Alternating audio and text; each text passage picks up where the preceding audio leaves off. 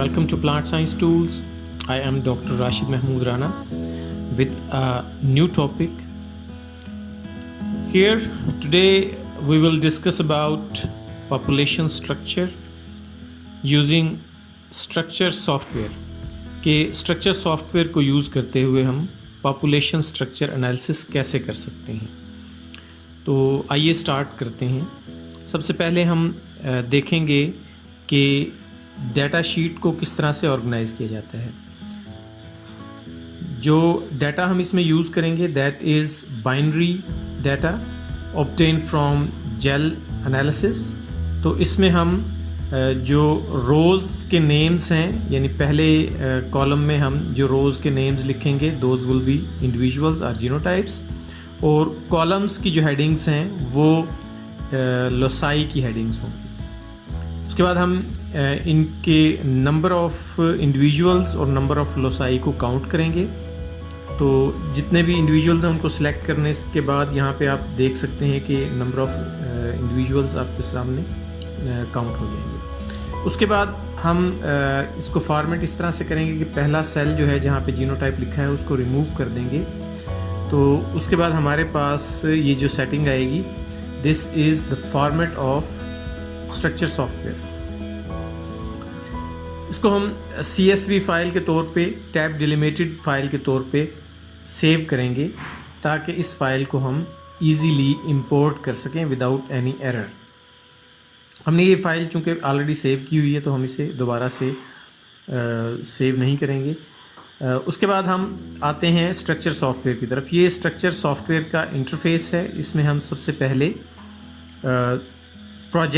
New project launch करेंगे. New project में हम सबसे पहले प्रोजेक्ट का नेम लिखेंगे.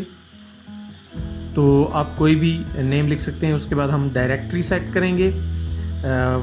डायरेक्टरी जहाँ पे आपका सारा का सारा काम होगा, तो कोई भी फोल्डर बना के आप डायरेक्टरी सेट कर सकते हैं. उसके बाद आप फ़ाइल ब्राउज़ करेंगे. जो भी हमने फ़ाइल बनाई है वो जहाँ भी आपकी जिस लोकेशन पे भी फ़ाइल मौजूद है उसको सिलेक्ट करेंगे. सिलेक्ट करने के बाद आप उस फाइल को वो आपकी फ़ाइल इंपोर्ट हो जाएगी. तो लेट्स सी कि ये इंपोर्ट हो चुकी है. यहाँ से हम इसको इंपोर्ट करेंगे. फ़ाइल ओपन हो गई है.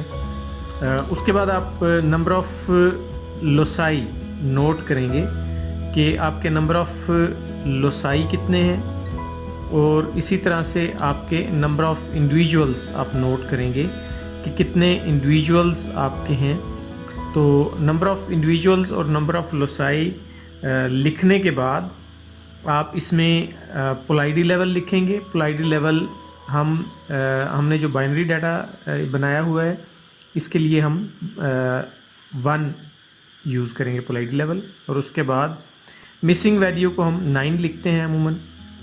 नेक्स्ट करेंगे और इसकी सेटिंग्स आप करते जाएंगे. आप इसे नोट करते जाइए कि फ़र्स्ट रो और फर्स्ट कॉलम को हमने सेट कर दिया है. उसके बाद आप नेक्स्ट करेंगे. ये आपको अपना सारा फॉर्मेट बताएगा. Then file will retrieve. So ये आपके पास फ़ाइल आ चुकी है. उसके बाद हम पैरामीटर्स सेट करेंगे. सबसे पहले हम न्यू पैरामीटर सेट करेंगे. तो पैरामीटर्स में हम बर्निन की जो तादाद है वो लिखेंगे. तो अभी चूँकि हम टेस्ट कर रहे हैं तो हम 1000 रखेंगे, लेकिन जब आपने एनालिसिस करना होगा तो आप 10,000 इसे रखेंगे.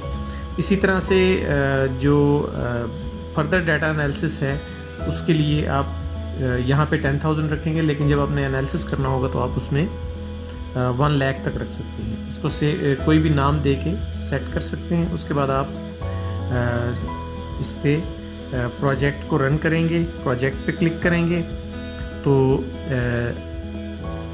जॉब को आप स्टार्ट करेंगे. उसके बाद आपने जो पैरामीटर यहाँ पे सेट किया था उसको क्लिक करेंगे और के value that could be range from 2 to 10, और इटरेशंस जो हैं इसमें आप 3 रखेंगे.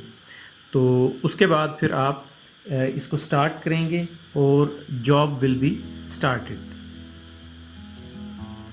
ये रन हो रहा है and it may take a long time because इसमें जितनी आपने इटरेशंस और जितनी इसकी वो की हैं के वैल्यू रखी है 2 to 10 ये इसको डिटरमिन करेगा, और बर्न इन यूज़ करेगा तो definitely it will take long time.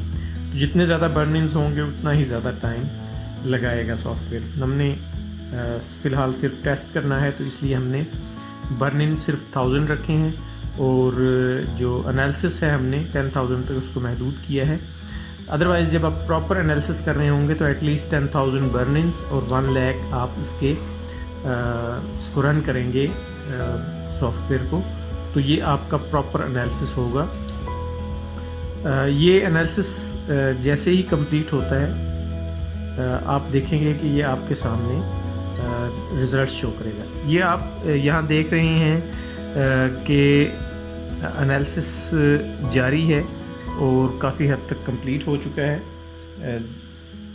आपको मैं साथ साथ थोड़ा सा इसके डिस्क्रिप्शन देता चलूँ कि ये लेफ़्ट पैनल में ऊपर की तरफ आप देख रहे हैं तो ये डिफरेंट फाइल्स जनरेट हो रही हैं।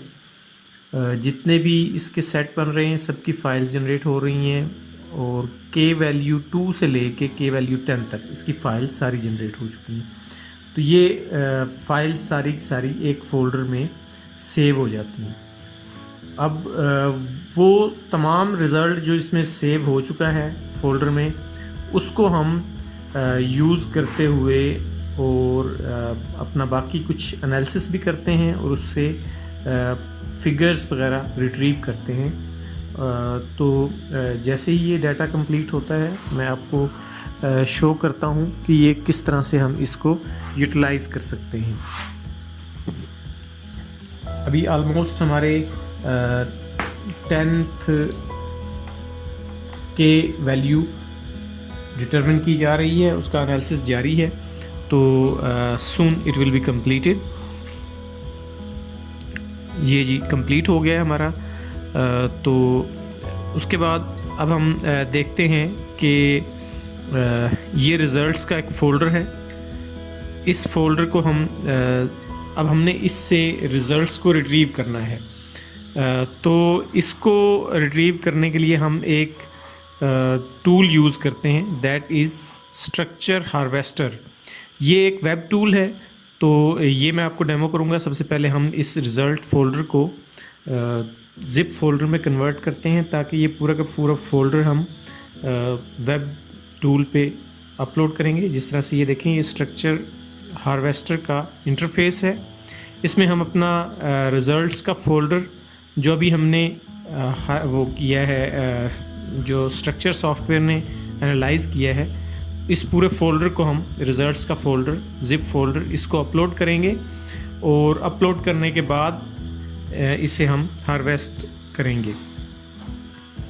तो ये कंप्लीट एनालिसिस जितना भी आपका हो चुका है उसकी पिक्चर्स और ग्राफ्स आपको निकाल के देगा। तो ये सारे का सारा रिपोर्ट आपकी रेडी हो जाएगी यहाँ से। ये कंप्लीट रिज़ल्ट है। उसके बाद इसमें मौजूद तमाम टेबल्स और फिगर्स को आप यहाँ से डाउनलोड कर सकते हैं। ज़िप फोल्डर आपका डाउनलोड यहाँ से हो जाएगा इजीली। जहाँ भी आप चाहें इसको सेव कर सकते हैं। जो भी लोकेशन आप देंगे वहाँ पे ही आपका फ़ोल्डर कंप्लीट सेव हो जाएगा। उसके बाद जो सबसे इम्पॉर्टेंट चीज़ है इस वक्त हम जो देखना चाह रहे हैं, that is number of populations, यानी कि के वैल्यू। डेल्टा के वैल्यू ये हमें बताता है कि हमारी टोटल पॉपुलेशंस एक्चुअली कितनी हैं। तो डेल्टा के वैल्यू जिस पॉपुलेशन की सबसे ज़्यादा होगी, यानी हमारे केस में अब इस वक्त 4 है, तो के 4 पे हम जाके अपनी पॉपुलेशंस को चेक करेंगे, पॉपुलेशन स्ट्रक्चर। तो बार प्लॉट हम देखेंगे और इस तरह से ये हमें बार प्लॉट शो होगा। इसको हम डिफरेंट अरेंजमेंट्स में देख सकते हैं, सिंगल रो में, डबल रो में, और ये इस तरह से हम इसको यहाँ पे चेक कर सकते हैं। तो ये आपका पॉपुलेशन स्ट्रक्चर है कि आपकी पॉपुलेशंस किस तरह से बिहेव कर रही है, उसमें आपस में कितने एक दूसरे के साथ रिलेशनशिप्स हैं या कितना उसमें इंटरमिक्सिंग है पॉपुलेशन में। तो इस फिगर को आप सेव कर सकते हैं। जितने भी आपने आर्टिकल लिखना है या आपने थीसिस लिखना है, तो ये पिक्चर आपकी लाजमन यूज़ होगी अगर आपने स्ट्रक्चर सॉफ्टवेयर को यूज़ किया है।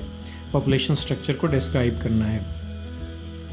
उसके अलावा पॉपुलेशन स्ट्रक्चर के एनालिसिस में हमें जो सबसे इम्पॉर्टेंट एक दूसरी इम्पॉर्टेंट चीज़ मिलती है वो क्यू मैट्रिक्स है या किनशिप मैट्रिक्स है। तो ये किनशिप मैट्रिक्स एक्चुअली एंसेस्ट्री के बारे में बताती है।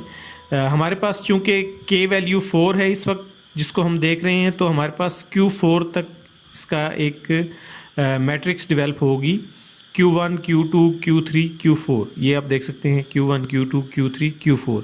तो ये मैट्रिक्स डेवलप होगी। इस मैट्रिक्स को आप अपने पास सेव रखेंगे, जो कि फर्दर आप एसोसिएशन मैपिंग में टेसल सॉफ्टवेयर में इनपुट के तौर पे यूज़ कर सकते हैं। तो हम अपने नेक्स्ट आने वाले ट्यूटोरियल में बताएंगे कि ये किनशिप मैट्रिक्स को किस तरह से सेव किया जाता है और इसको आप कैसे यूटिलाइज़ करेंगे और कैसे आप एनालिसिस करेंगे। तो ये इसके अलावा आप इसमें डेंड्रोग्राम देख सकते हैं कि आपकी पॉपुलेशंस का आपस में रिलेशनशिप किस तरह से है। तो ये एनालिसिस था, स्ट्रक्चर सॉफ्टवेयर का यूजेज है कि आप पॉपुलेशन स्ट्रक्चर किस तरह से एनालाइज कर सकते हैं। तो होपफुली आप लोगों को इससे कुछ अंडरस्टैंडिंग हुई होगी।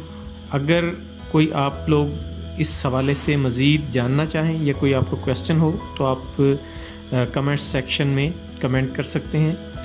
Thank you very much, thanks for watching. हमारे चैनल को सब्सक्राइब कीजिए ताकि आइंदा आने वाली वीडियोस बर वक्त आप तक पहुंच सकें। Thank you so much. अल्लाह हाफिज़।